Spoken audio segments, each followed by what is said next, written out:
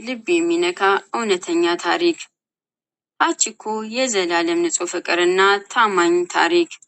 በዓለም ላይ ካሉ እጅግ ሴንቲሜንታል እና ልብ የሚሰብሩ ታሪኮች መካከል የሀቺኮ ታሪክ ዋናውን ቦታ ይዛል። ይህ ታሪክ የእንስሳት ወይም የውሻን ከሰው ልጆች የላቀ እውነተኛ ፍቅርና ወሰን የሌለው ታማኝነት የሚያሳይ ነው።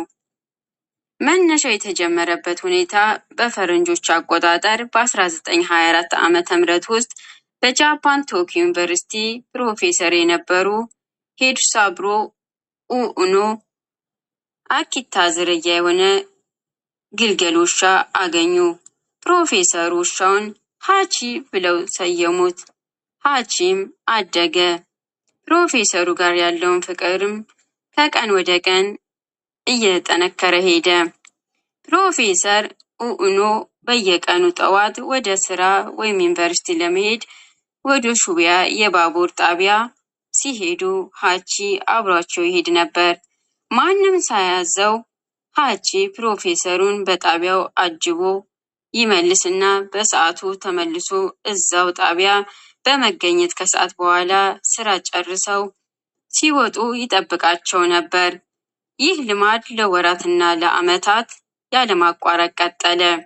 ግንቦት 1 ቀን 1925 ዓ.ም እንደ ወትሮ ፕሮፌሰር ወደ ስራ ለመሄድ ከቤት ወጡ። ሀቺም አብሯቸው ወደ ጣቢያው ሄዱ። ይህ እንጂ በዚያ ዕለት በስራ ቦታቸው ላይ ድንገተኛ የአንጎል ደም መፍሰስ አጋጠማቸው። ፕሮፌሰሩ ህይወታቸው አለፈ። ፕሮፌሰሩ በዕለቱ ወደ ቤታቸው አልተመለሱም። ወደ ጣቢያው አልመጡም። ታማኙ ሀቺ ግን ያንን አላወቀም ነበር። በዛ ዕለት ማረፊያው ሰዓት ላይ ጣቢያው በመገኘት ፕሮፌሰሩ እስከ ሰዓት ድረስ ጠበቀ። ጨለመ። ሰዎች ሁሉ ከጣቢያ ተበተኑ። ነገር ግን ሀቺ ከቦታው ንቅንቅ አላለም። ቀናት ተቆጠሩ። ሳምንታት አለፉ። ወራትና ዓመታት ተከትሎ ሀቺ ግን በየቀኑ በየሰዓቱ ወደ ሹቢያ የባቡር ጣቢያ በመምጣቱ አላቆመም። ፀሐይ ቢያቃጥል፣ በረዶ ቢዘንብ፣ ዝናብ ቢወርድ ሀቺ ሁልጊዜ በዛ ቦታ ቆሞ የባቡሩን መድረስ እና የባለቤቱን መምጣት ይጠብቅ ነበር።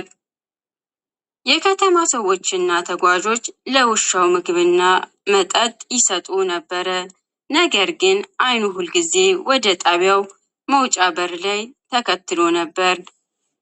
ሀቺ ባለቤቱን ፕሮፌሰር ኡኑን ለ10 ዓመታት ለ9 ወራትና ለብዙ ቀናት በዛ ጣቢያ በናፍቆት ጠበቀ። በመጨረሻም እድሜው ገፋ፣ አካሉ ደከመ። ማርች 8 ቀን 1935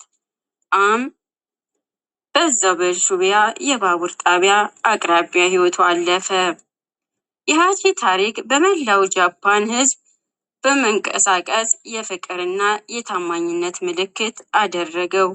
ዛሬ ድረስ በሹቢያ ጣቢያ የሀቺኮ የነሐስ ሐውልት ተቀምጦ ለዓለም የፍቅርን ትርጉም ያሳያል።